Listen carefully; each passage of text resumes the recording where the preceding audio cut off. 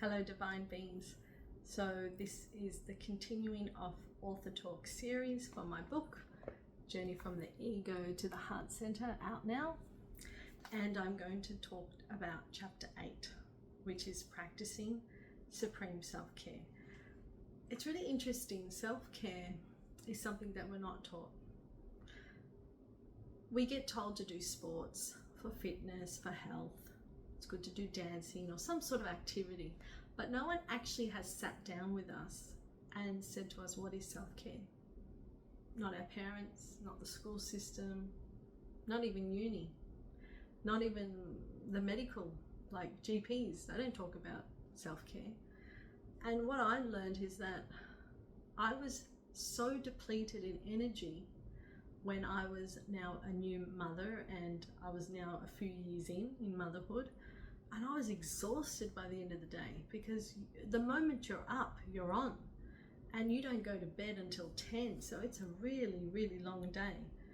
And I remember thinking, there's got to be a better way to do this. Like, how can I fill up my cup? Or when I say cup, I call it that sort of energy field within me, because during the day it starts to go down, it gets lower and lower. So by the end of the day, you're snappy and you're a bit, like you're irritated and just like at the point, like you just want to like close everyone off.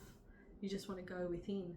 And I think that's why a lot of us, when we come home, we go on our social media to sort of disconnect. We escape from the reality or the mess and the chaos, because doing that keeps us, it just keeps us at bay. It keeps us, at that baseline where we can just cope.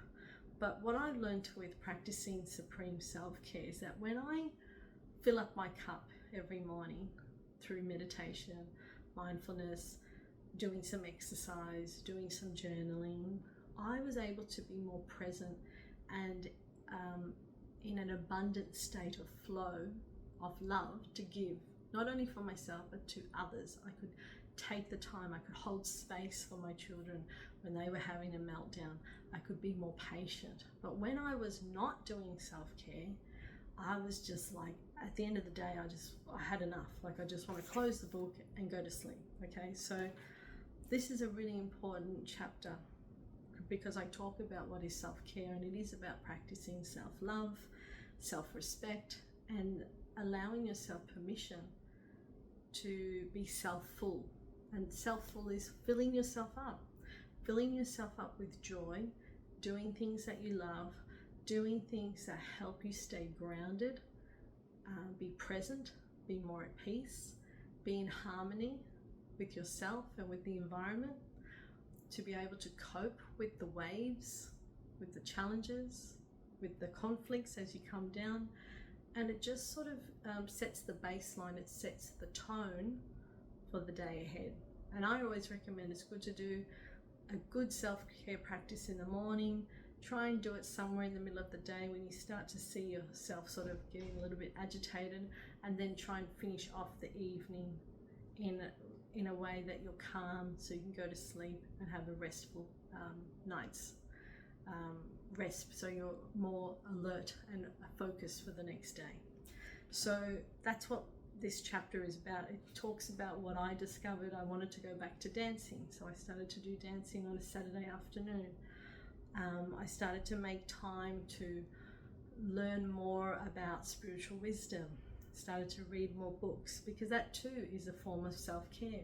Rather than go and watch Netflix and mindlessly, surf the phone for silly videos, I would rather put my time into learning a topic that's going to give me some new wisdom that I didn't know yesterday. So that's what I talk about. It's important for us, both men and women, to have a self-care practice and to give ourselves permission to do that, especially as a parent. We're so good at putting our children into classes for their health and fitness, but what about ourselves? We need to be able to take ourselves out of the house and go and do a 30-minute class, so we can feel refreshed and like a reset, so we can come back home feeling more present and connected with our loved ones. So self-care, I remember there's a quote: self-care is a necessity for total wellness, not a luxury or a selfish act. If you cannot spare 20 minutes to connect with yourself, then it is wise to look inward and ask, why don't you love yourself enough to prioritize your inner wellness, harmony and peace? We all have 24 hours in the day. So it's about looking at your day as a pie chart and carving out time to say, this is my time for supreme self-care. So I can be abundant and present in all the other activities in my life. Now, are you willing to do that? I was doing back in, like, when I wrote this book, and before that time, probably 2016, 2017, I was probably carving out an hour and a half. But these days, I don't always feel it's about the quantity, it's the quality for me. So now I start my morning probably around 5:30. I have a positive affirmation that I say to myself as a recording. So that's my sort of priming of the brain. Then I do the Silva method. It's a mindfulness, sort of like a hypnosis. It puts you in a theta state of consciousness where you start to hear positive statements in your mind. Sometimes I actually fall into like a deep sleep, and then I just get up at the end when I hear the clicking to snap out of it. I also do the Wim Hof breathing technique. I find that's amazing. 11 minutes.